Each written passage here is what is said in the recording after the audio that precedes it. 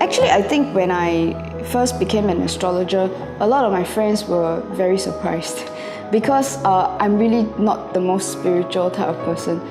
Despite being an astrologer for many years, I can't really say that I practice a lot of spiritual modalities. I do know a little bit about cards and a bit about oils, a bit about crystals, but I'm no expert. And I can't really say that I practice it on a daily basis. None of that at all. Pretty much the only thing I practice is astrology. So when I decided to become a spiritual practitioner, it shocked a lot of people because I came from the corporate world. And I used to be a manager, and people would consider that I was going places with a corporate career. So when I quit that to be, of all things, an astrologer, it was kind of strange. And somebody asked me, so what, are you going spiritual now? And I thought it was an interesting question because the answer really was yes. I actually was going spiritual. And in fact, my approach to astrology is very practical. It's got to have a use in your life. And then people start asking how does that work out on a spirituality thing? And I think the more I practice astrology, I think the more spiritual I've gotten. Because the fact is, it becomes indisputable. I've done more than 2,000 charts now, and the fact that the charts always work. I haven't found a situation where it didn't work. It always does. So, first of all, it gives a very accurate profile of a person. It describes your psychological behavior, things that you like, things that you don't like. It describes who you find attractive and who you definitely do not find attractive. It is accurate. So therefore, it tells me that there has to be some kind of plan, isn't it? I tend to look at the chart as something like a blueprint for your life. And even as we look at predictions, to apply it to a chart to basically see when and what kind of events are going to happen, again, that's accurate. So in that sense, I tend to really think of astrology as being a blueprint for my life.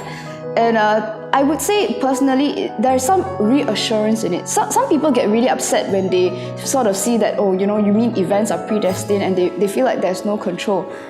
I actually take the opposite view. In a sense, so often people feel like there isn't a direction, that they feel powerless or they feel directionless. But I sort of find that it's quite nice, isn't it, that to feel like something or somebody, if you are religious, you might think of some kind of God, but I tend to think of it as just a universe, and that it seems like the universe has got a plan for me.